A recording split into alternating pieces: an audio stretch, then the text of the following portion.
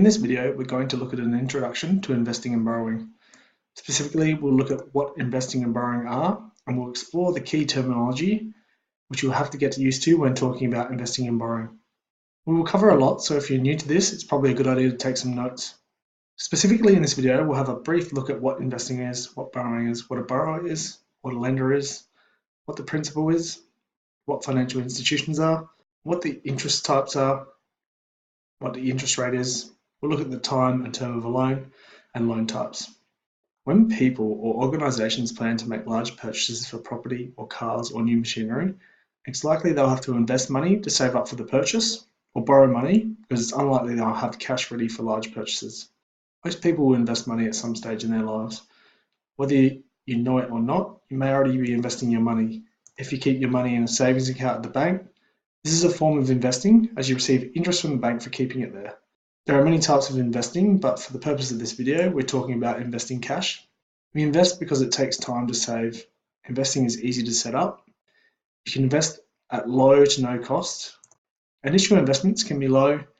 Investments usually require regular repayments, and there may be restrictions on accessing your money. Like investing, at some stage, people and organisations usually need to borrow money. There may be situations where investing or saving isn't appropriate.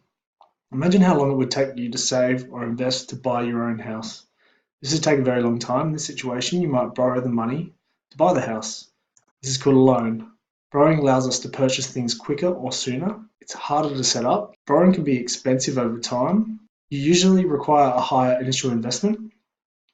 You're locked into repayments, but you keep access to your funds. It's important you understand the process so that you can make good decisions according to your circumstances in future. Investing and borrowing is usually done through financial institutions. There are a number of different financial institutions such as banks, building societies, credit unions, finance companies, and investment companies. Banks are the most common for investing or saving and borrowing. Banks provide a wide range of financial services to all sectors of the economy. Generally, they are large companies focused on profit for their shareholders.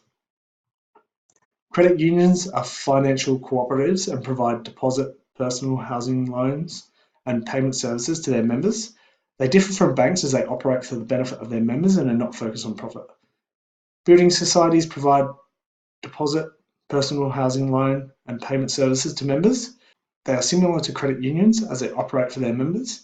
In contrast to credit unions, the main purpose of a building society is to provide home mortgages to members. Finance companies provide loans to small to medium-sized businesses, specialising in housing loans, personal loans, hire purchase and leases.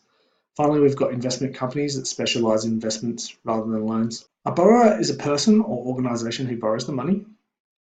A lender is a person or organisation that lends the money. The original amount borrowed or lent is called the principal.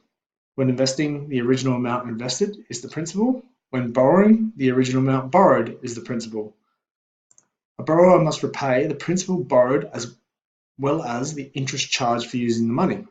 As I've just stated, interest is the amount paid by a borrower to a lender for the money lent to them. In return for being able to use investors' money, financial institutions pay investors a fee called interest. Interest is like rent paid on money borrowed. Financial institutions might be the lender giving you a loan or a borrower when you invest your savings with them. In either case, interest is calculated as a percentage of the amount borrowed. We will consider two types of interest. Simple interest, which is calculated each year as a fixed percentage of the original principal. The amount remains constant for the duration of the investment or loan. And compound interest, which is a method of calculating interest in which interest is added to the principal each period. Interest is then calculated on the new amount. Interest is expressed as a percentage of the principal and known as the interest rate. Generally, if you are the borrower, you want the lowest interest rate possible, whilst if you're the lender, you want the highest interest rate possible. The final thing to consider when borrowing or lending money is time. The longer you can invest or lend money for, the more interest you can earn. The quicker you can repay the principal on a loan, the less interest you'll be charged over the term of the loan. Term is a special name given to the length of the time of a loan. If you have money in a savings account, the bank should be paying you interest. In this case, you are the lender and the bank is a borrower. They then use your money to lend out to other people or organisations. Fixed interest rates are held constant throughout the investment. Interest is calculated at the same rate and is not subject to change. Variable interest rates can change and may increase or decrease over the life of the loan. Central banks are generally responsible for the monetary policy, which can affect the interest rates. Financial institutions may also change the interest rate for their own reasons. A loan is the lending of money by one or more individuals or organisations or other entities to other individuals or organisations. A mortgage is a special type of loan specifically for property. Secured loans are loans that are secured or guaranteed by an asset. This means that the lender can take possession or sell the asset if the borrower is unable to pay.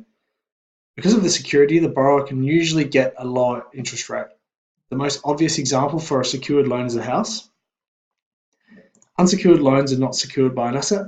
Borrowers usually won't be able to borrow as much money with an unsecured loan.